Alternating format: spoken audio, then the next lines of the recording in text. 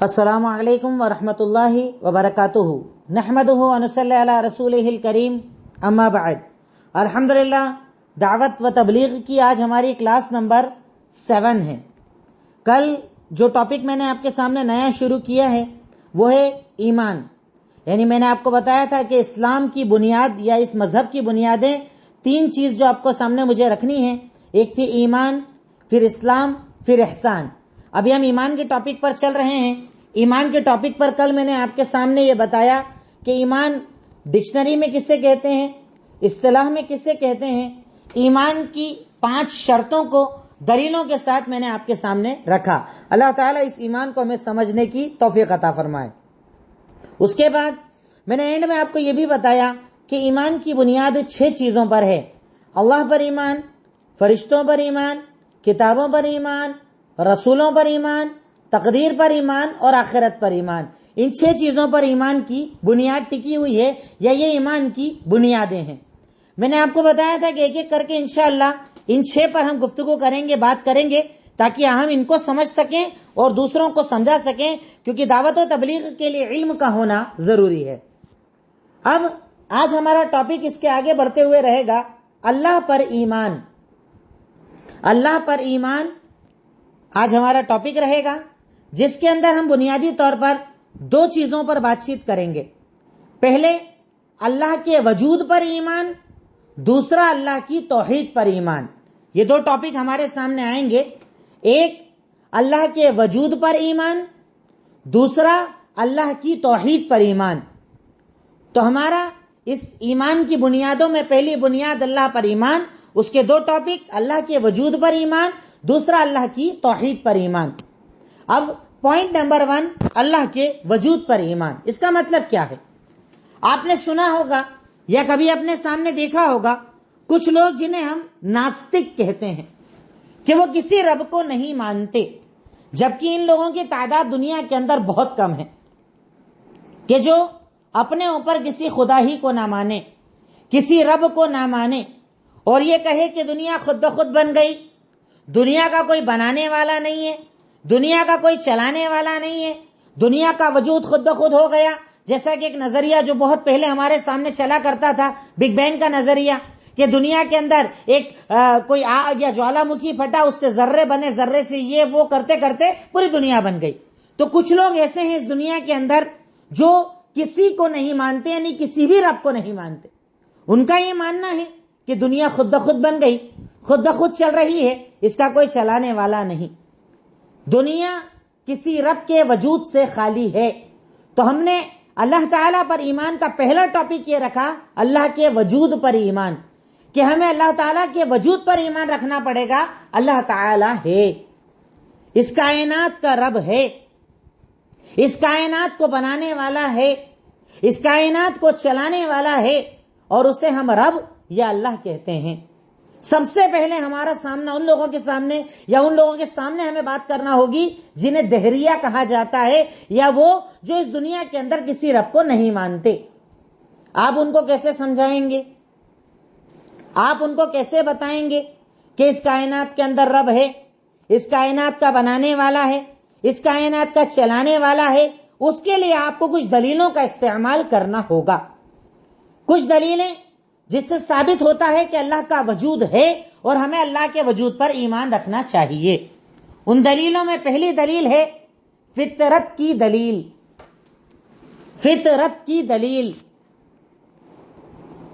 فطرت کی دلیل کے اندر آپ قرآن کی آیت لکھیے گا، سورہ روم آیت نمبر 30۔ یعنی ہم سب سے پہلے بات کر رہے ہیں اللہ کے وجود پر ایمان، اور اگر کوئی نہیں مانتا ہے تو اس کو ہم کیسے سمجھائیں گے؟ اس کے لیے میں دلیل آپ کو بتا رہا ہوں۔ پہلی دلیل آئے گی فطرت کی دلیل۔ اب فطرت کی دلیل کے اندر آپ آیت لکھیے، سورہ روم آیت نمبر 30۔ اللہ رب العالمین نے ارشاد فرمایا، فطرت اللہ التی فطر الناس علیہا۔ اللہ تعالی کی فطرت جس پر اللہ تعالیٰ نے لوگوں کو پیدا کیا ہے، یعنی اللہ رب العالمین نے انسان کی فطرت کے اندر، انسان کے دماغ کے اندر، انسان کے دل کے اندر قدرتی طور پر یہ بات ڈالی ہے کہ وہ اپنی پریشانی میں کسی ایک کو پکارتا ہے، آسمان کی طرف دیکھتا ہے، اوپر کی طرف ہاتھ اٹھاتا ہے اور اس کے دل کے اندر، فطرت کے اندر یہ بات موجود ہے کہ اس کائنات کا کوئی بنانے والا ہے، کوئی سپر پاور ہے جو مار بھی سکتا ہے، پیدا کر بھی سکتا ہے، پریشانیوں سے مجھے نکال سکتا ہے، پریشانیوں سے نجات دے سکتا ہے، ایسی کوئی ذات، کوئی طاقت اس کائنات کے اندر موجود ہے، تو پہلی دلیل ہے فطرت کی دلیل۔ کہ آپ خود دیکھیے، جب آپ بہت زیادہ پریشان ہوتے ہیں، یہ ایک چھوٹا سا بچہ جو کچھ نہیں جانتا، مذہب نہیں جانتا، دین نہیں جانتا، اسے کچھ مانگنا ہوتا ہے تو وہ کیا کرتا ہے؟ ہاتھ اٹھا کر آسمان کی طرف دیکھتا ہے، کیونکہ اللہ تعالیٰ نے اس فطرت کے اندر اس بات کو داخل کر دیا ہے کہ تمہارے اوپر کوئی ہے، ایک طاقت ہے، ایک قوت ہے، کوئی چلانے والا ہے کہ جس کے چلانے سے تم چلتے ہو، جس کے رکھنے سے تم رہتے ہو، اور تمہاری زندگی، تمہارا وجود اس کا محتاج ہے۔ تو فطرت کے اندر اللہ رب العالمین نے اس بات کو ڈالا ہے کہ ہمارے اوپر ایک رب ہے اور ہمیں اس پر ایمان رکھنا چاہیے۔ دوسرا، عقل کی دلیل، عقلی دلیل، لاجکلی دلیل، جیسے آپ چاہیں الفاظ استعمال کر سکتے ہیں۔ پہلی میں نے بتائی فطرت کی دلیل کہ اللہ تعالیٰ ہے، وجود ہے اللہ تعالیٰ کا۔ دوسری، عقل کی دلیل یا لاجک، جس کے ذریعے ہم سمجھ سکتے ہیں کہ اس کائنات کیا کوئی بنانے والا ہے، خالق ہے، مالک ہے، بنا خالق کے کائنات بنی ہوئی نہیں ہے۔ اس دلیل میں پہلی تو آپ عقلی دلیل کو استعمال کر لیجئے کہ اگر آپ سے کوئی آ کر انسان یہ کہے کہ میں کل ایک جگہ بیٹھا تھا، اچانک لوہے کے کچھ ٹکڑے اٹھے اور مل کر وہ ایک موبائل بن گیا اور میں اسے استعمال کرنے لگ گیا، کوئی یقین کرے گا؟ ہرگز نہیں۔ ایک موبائل جیسی حقیر چیز جس کی کائنات کے سامنے کوئی اوقات نہیں ہے، آسمان زمین کے سامنے کوئی اوقات نہیں ہے، اگر کوئی آپ سے کہے کہ کل یہ موبائل میرے ہاتھ میں خود بخود بن کر آ گیا تو آپ اس کی بات کا انکار کر دیں گے۔ تو یہ عقل اس بات کی دلیل ہے کہ جب ایک فون بنانے والے کے ایک فون نہیں بن سکتا تو اتنی بڑی کائنات کیسے بنے گی؟ یہ آسمان اور زمین کیسے بنے گا؟ یہ سورج چاند کیسے چلیں گے؟ یہ انسان کا آنا جانا کیسے چلے گا؟ جب ایک موبائل، ایک قلم، ایک پین، ایک کار، ایک گاڑی، دنیا کی جتنی مخلوقات کو ہم لوگ، دنیا کی جتنی نعمتوں کو ہم استعمال کرتے ہیں، جب یہ بنا بنانے والے کے نہیں بن سکتی تو یہ کائنات کیسے بنے گی؟ دنیا کیسے بنے گی؟ آسمان زمین کیسے بنے گا؟ تو سب سے پہلی عقلی دلیل یعنی عقل کی دلیل کے اندر ہم نے پہلے لکھا کہ نمبر 1 پہ ہم لاجک کو استعمال کریں تو پتا چل جائے گا کہ دنیا کی وہ نعمتیں جس سے ہم فائدہ اٹھاتے ہیں، جب وہ بنا بنانے والے کے نہیں بن سکتی تو اتنی بڑی دنیا بنا خالق کے، بنا اللہ کے، بنا رب کے کیسے وجود میں آ گئی؟ دوسری دلیل سورہ طور کی آیت نمبر 35، سورہ طور آیت نمبر 35، اللہ رب العالمین کا فرمان، ام خلقوا من غیر شیء ام هم الخالقون۔ یہ انسان اگر اللہ تعالیٰ کو نہیں مانتا تو بتاؤ کیا یہ کسی اور چیز سے پیدا ہوئے ہیں یا یہ پیدا کرنے والے ہیں؟ یعنی دیکھیے، یہ دنیا ہے اتنی بڑی ہمارے سامنے، اب اس دنیا کے اندر جو کچھ بھی ہے یا تو مخلوق ہے یا خالق ہوگا۔ بھئی یا تو اللہ تعالیٰ نے پیدا کیا وہ چیز یا اس کے علاوہ بچا کون؟ خود اللہ رب العالمین۔ تو اس دنیا کے اندر یا تو مخلوق ہے یا خالق ہے۔ تو جب آپ اگر یہ کہتے ہو کہ اس دنیا کا کوئی بنانے والا نہیں تو گویا کہ آپ اپنے آپ کو خود رب کہہ رہے ہو، اپنے آپ کو خالق کہہ رہے ہو کہ آپ نے خود اپنے آپ کو بنایا ہے۔ تو اللہ تعالیٰ قرآن کریم کی اس آیت کے اندر اس بات کو ثابت کر رہا ہے کہ اگر تم اپنے آپ کو مخلوق نہیں مانتے تو تمہیں اپنے آپ کو خالق ماننا پڑے گا، اور تم خالق نہیں ہو کیونکہ تم تو محتاج ہو، تم تو ماں باپ کے ملنے سے پیدا ہوئے، تمہیں تو موت آ گئی، تم اس دنیا سے ختم ہو گئے، تمہارے بنا بھی دنیا چلتی تھی، تمہارے بعد بھی دنیا چلے گی۔ تو یہ اس بات کی دلیل ہے کہ ہمیں کوئی پیدا کرنے والا ہے، کیونکہ ہم خالق نہیں ہیں، ہم مخلوق ہیں، ہم مخلوق ہیں، ہم محتاج ہیں، ہمیں کوئی پیدا کرنے والا ہے۔ تو یہ عقل اس بات کی دلیل بنتی ہے، عقل کے اندر یہ دلیل آتی ہے کہ یا تو آپ اپنے آپ کو خالق مانو یا مخلوق مانو، پر آپ محتاج ہو تو آپ مخلوق، یعنی آپ کا کوئی پیدا کرنے والا یقیناً ہے۔ تیسری دلیل عقل کے اندر بارش کی مثال لے لیجئے، ایک ہی زمین کے اوپر جب پانی گرتا ہے تو الگ الگ قسم کی گھاس الگ الگ زمینوں کے اندر پیدا ہوتی ہے۔ ریگستانی زمین پر کچھ اور پیدا ہوتا ہے، کالی مٹی پر کچھ اور پیدا ہوتا ہے، پیلی مٹی پر کچھ اور پیدا ہوتا ہے۔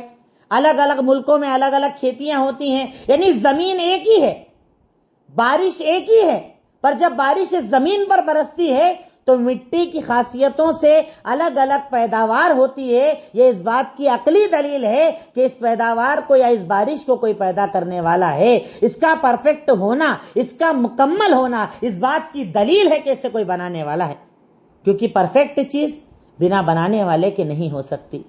ہر پرفیکٹ چیز کا کوئی نہ کوئی بنانے والا ہوتا ہے، اور اللہ رب العالمین قرآن کریم کے اندر کہیں ایک نہیں 50 جگہ یہ مثال دیتا ہے کہ تم بارش کو دیکھو تو تمہیں پتا چل جائے گا کہ اللہ تعالیٰ ہے، کیونکہ وہ مردہ زمین کو بارش کے ذریعے دوبارہ زندہ کر دیتا ہے۔ بنجر ہو جاتی ہے زمینیں اور بارش کے پانی سے اللہ اسے ہرا کر دیتا ہے۔ اسے پیدا کرنے والا صرف اور صرف اللہ رب العالمین ہے۔ چوتھی عقلی دلیل، ماں کے پیٹ میں بچے کا رہنا 9 مہینے تک۔ یہ مثالیں دے رہا ہوں میں آپ کو الگ الگ، کہ جیسے آپ کے سامنے جو جیسا آ جائے نا اس کو آپ کو اس لیول پر جا کر سمجھانا ہے انشاءاللہ، کہ اللہ کا وجود مانو۔ جو نہیں مانتا فطرت سے دلیل دو، نہیں مانے عقل سے دلیل دو۔ میں کم سے کم 4 دلیل آپ کو عقل کے پوائنٹ پر دے رہا ہوں۔ بچہ جو ماں کے پیٹ میں پیدا ہوتا ہے، پیدا ہونے کے بعد رہتا ہے، پہلے باپ کا حقیر نطفہ وہ ماں کے رحم میں جاتا ہے، وہاں لوتھڑا بنتا ہے، گوشت کا ٹکڑا بنتا ہے، پھر اللہ ہڈیاں دیتا ہے، پھر اس کے بعد روح پھونکتا ہے۔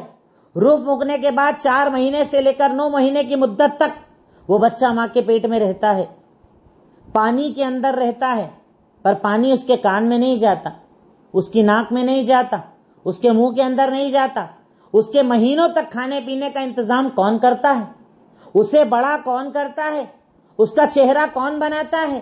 اسے پیدائش کون دیتا ہے؟ اس بچے کو اتنا پرفیکٹ کر کے دنیا کے اندر کون لاتا ہے؟ یقیناً وہ اللہ رب العالمین ہے، وہ اللہ تعالی ہے، وہ خالق ہے، وہ مالک ہے، کہ جب تک بچہ ماں کے پیٹ میں رہتا ہے 4 مہینے میں روح پھونک دی جاتی ہے، 5 6 7 8 9 یہ 5 مہینے تک وہ ماں کے پیٹ کے اندر رہتا ہے۔ اسے دودھ کی ضرورت نہیں پڑتی، اسے کون کھلاتا ہے؟ اللہ۔ اب بچہ پیدا جیسے ہی ہوتا ہے رونا شروع کر دیتا ہے، ماں کو دودھ پلانا پڑتا ہے، تو اسے پیدا کرنے والا کون؟ ماں کے پیٹ میں رکھنے والا کون؟ ہڈیاں لگانے والا کون؟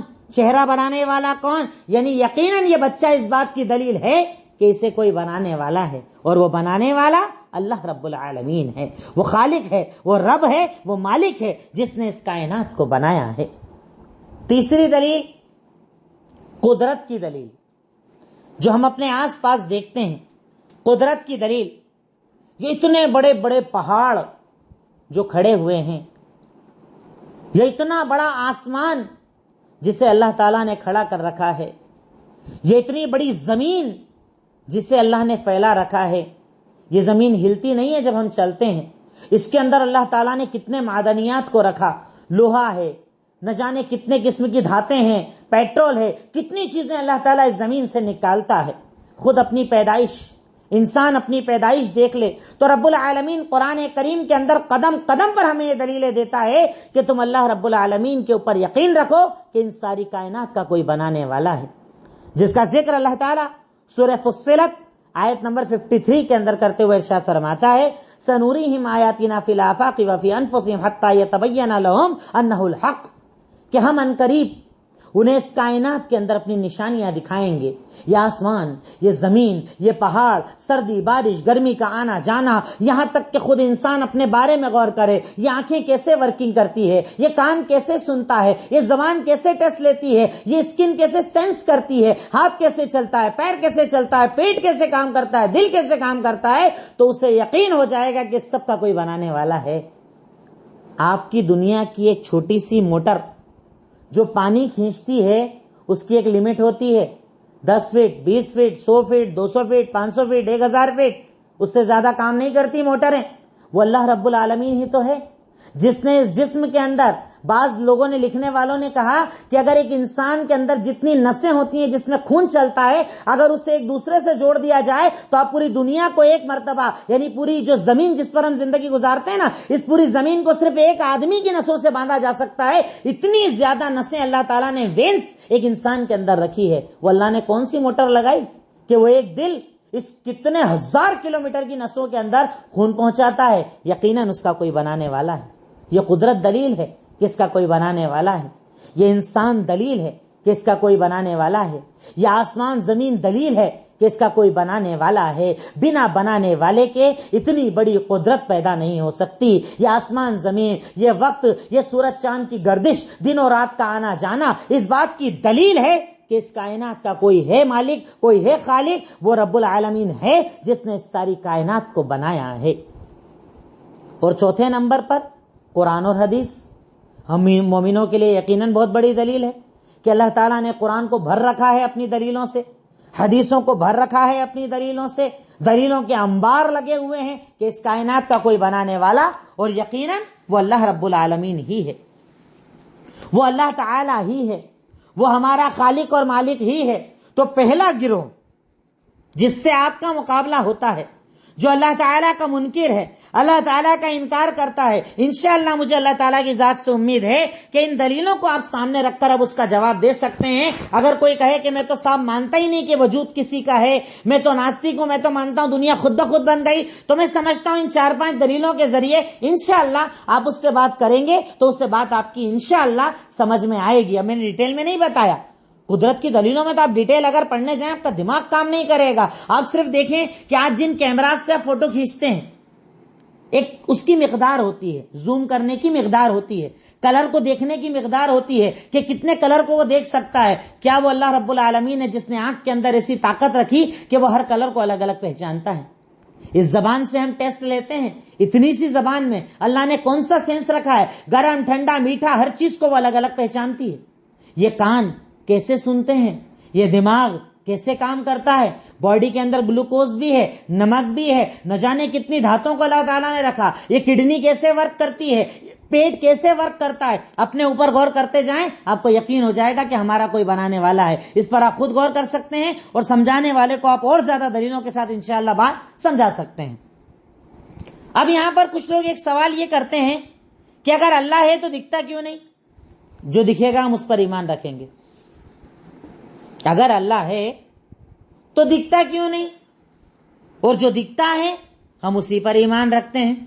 اب اس کی بات بھی کیا ہے سوائے ایک بیوقوفی کے؟ کچھ بھی نہیں ہے۔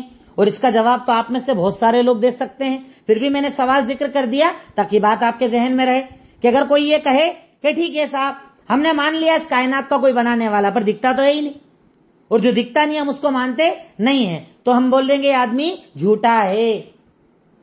کیوں؟ روح ہے تیرے اندر، ایمان رکھتا ہے؟ کہا ہاں میرے اندر روح ہے۔ تو روح دکھتی ہے کیا؟ نہیں دکھتی، پر ایمان رکھتا ہے۔ آکسیجن مانتا ہے کہ نہیں مانتا ہے؟ مانتا ہے۔ دکھتی ہے؟ نہیں دکھتی، پر ایمان رکھتا ہے کہ نہیں؟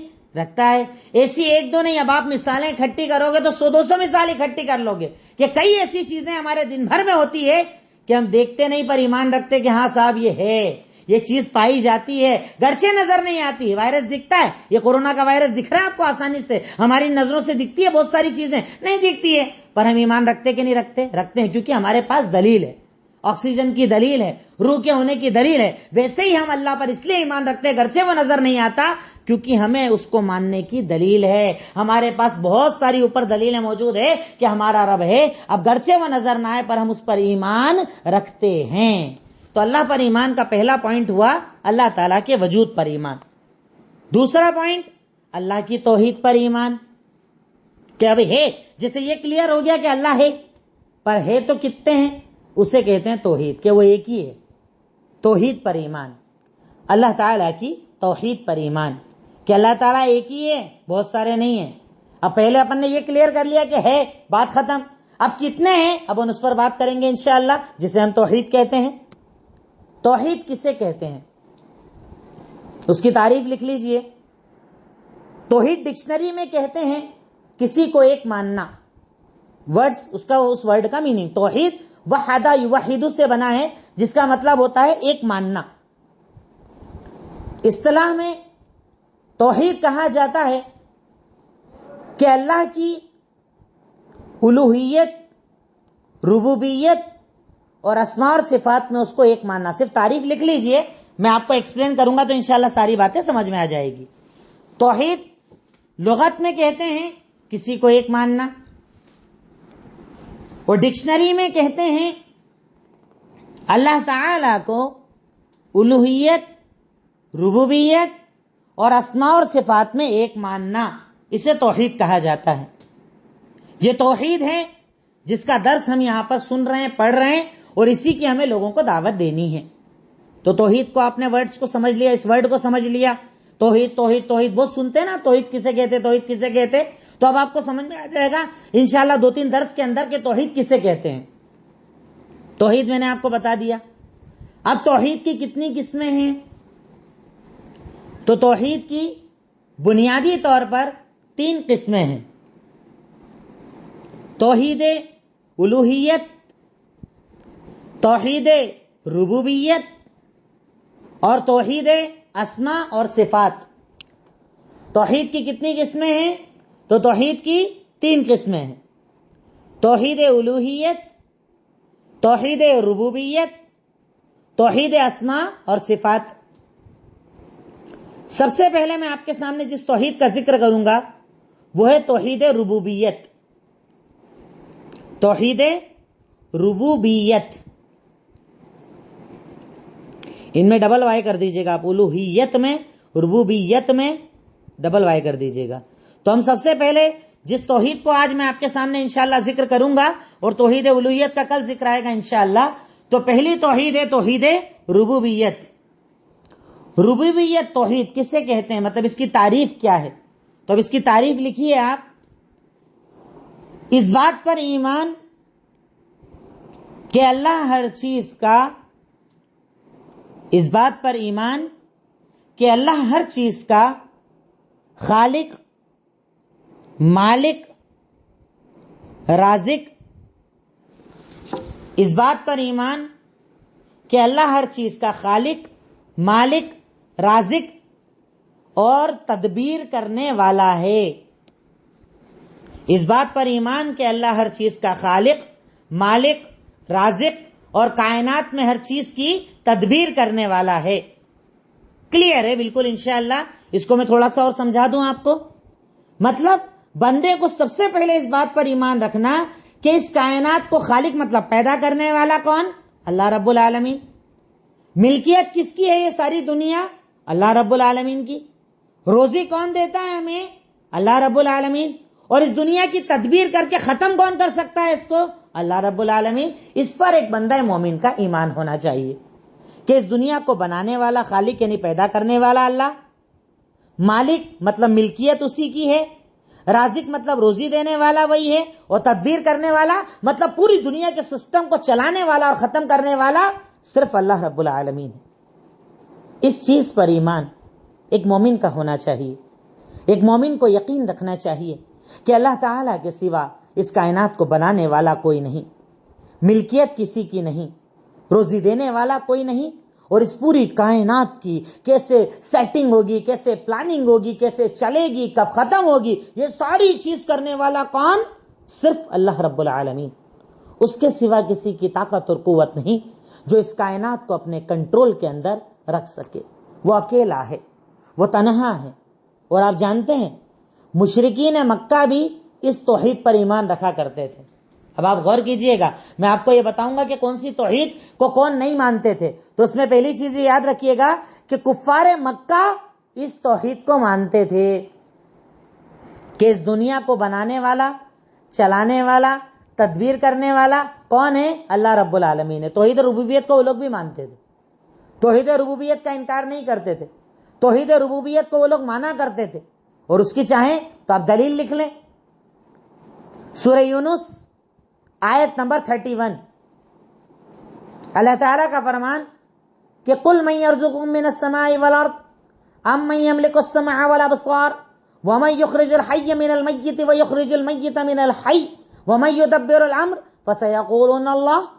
अल्लाह के नबी सल्लल्लाहु अलैहि वसल्लम, अगर आप इन कुफ्फारे मक्का से सवाल करें कि बताइए तुम्हें आसमान और जमीन से रोजी कौन देता है, कान, आंख, इन चीजों पर अमल जो तुम करते हो, मतलब कानों से सुनते हो, आंखों से देखते हो, तो ताकत देने वाला कौन है?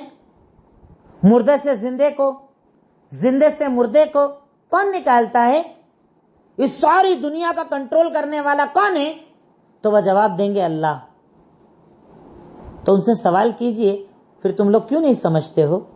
اللہ کے نبی کو اللہ رب العالمین ایک بات بتا رہا ہے کہ اگر آپ ان سے سوال کریں آسمان بنانے والا کون، زمین بنانے والا کون، اس جسم کو کنٹرول کرنے والا کون، زندے سے مردے کو، مردے سے زندے کو نکالنے والا کون، یعنی ساری دنیا کا پلانر کون، رب کون، خالق مالک کون، تو کفار مکہ کیا جواب دیں گے؟ اللہ، اللہ کرنے والا ہے۔ یعنی وہ لوگ بھی توحید ربوبیت پر ایمان رکھا کرتے تھے۔ دوسری دلیل سورہ نمل آیت نمبر 61 سے 65، آیت نمبر 61 سے 65، اللہ تعالیٰ کا فرمان کہ اللہ کے نبی کو آپ نے کہا، پھر یہاں پر کہا کہ سوال کیجئے ان سے، امن جعل الارض فراشا وجعل خلالها انہارا، بتاؤ زمین کو کس نے بچھایا، اس کے بیچ میں نہریں کس نے بہائی، زمین میں پہاڑ کس نے لگائے، سمندر کس نے بنائے، یہ سارے کے عمل کرنے والا کون؟ تو وہ کہیں گے اللہ۔ الہ مع اللہ، سوال کیجئے، سوالیہ انداز میں بات پوچھئے، بتاؤ کیا اللہ کے سوا بھی کوئی بنانے والا ہے؟ کیا اللہ کے سوا کوئی زمین بنانے والا ہے؟ کیا اللہ کے سوا کوئی آسمان بنانے والا ہے؟ نہیں، تو پھر تم لوگ اللہ تعالیٰ پر ایمان کیوں نہیں رکھتے؟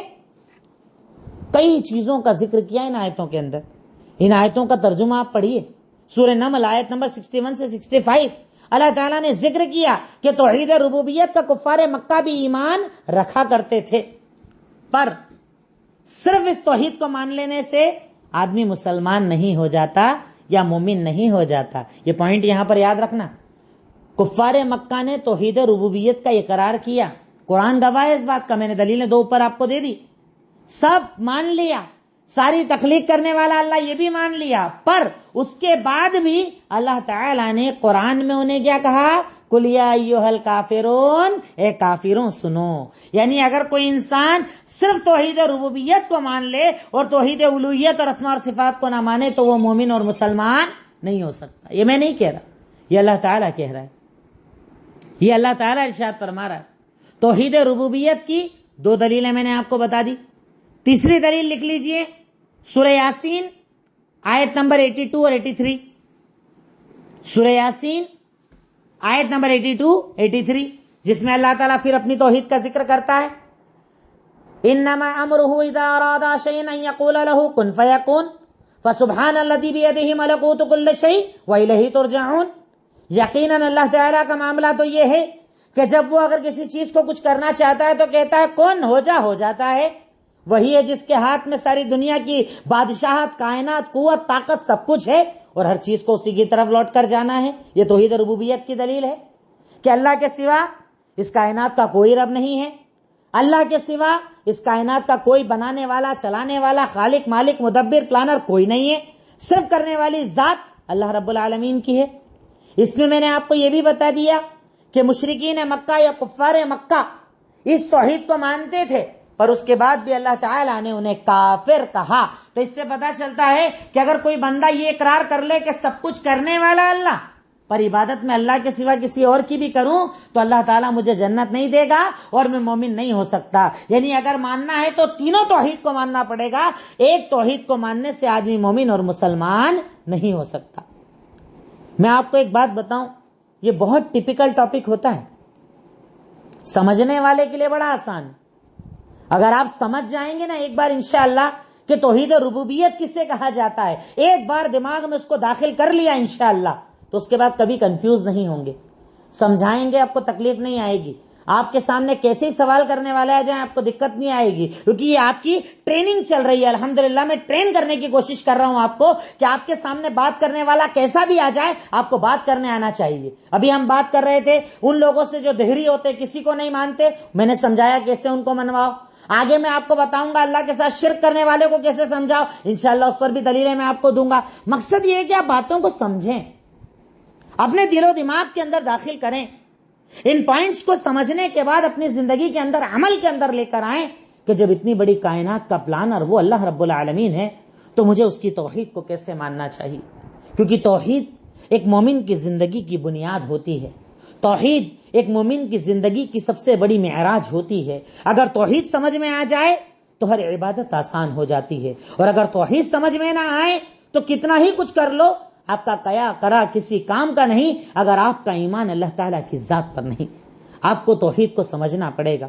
تو آج کے اس درس کے اندر میں نے پوائنٹ نمبر 1 آپ کے سامنے جو چھیڑا تھا وہ ہے اللہ پر ایمان. اس کے 2 حصے میں نے کیے. پہلے اللہ کے وجود پر ایمان، اس کی 4 پوائنٹ کے اندر الگ الگ دلیلیں میں نے آپ کے سامنے رکھی. پھر اس کے سامنے میں نے کہا اللہ کی توحید پر ایمان، اس کی 3 قسمیں آپ کو بتائی، الوہیت، ربوبیت، اسماء اور صفات. پھر میں نے آپ کو توحید ربوبیت پر آج بات کی، اس کی ڈکشنری اور اصطلاح میں تعریف بتائی. تعریف بتانے کے بعد اس کی دلیلیں بتائی اور یہ بھی بتایا کہ کفار مکہ اس پر ایمان رکھتے تھے اور اللہ تعالیٰ کی اس توحید کے بارے میں کچھ باتیں آپ کے سامنے رکھیں. اللہ تعالیٰ ان تمام کہی ہوئی باتوں پر خود مجھے اور آپ تمام کو عمل کرنے اور ان باتوں کو پھیلانے کی توفیق عطا فرمائے. وآخر دعوانا ان الحمدللہ رب العالمین. السلام علیکم ورحمۃ اللہ وبرکاتہ.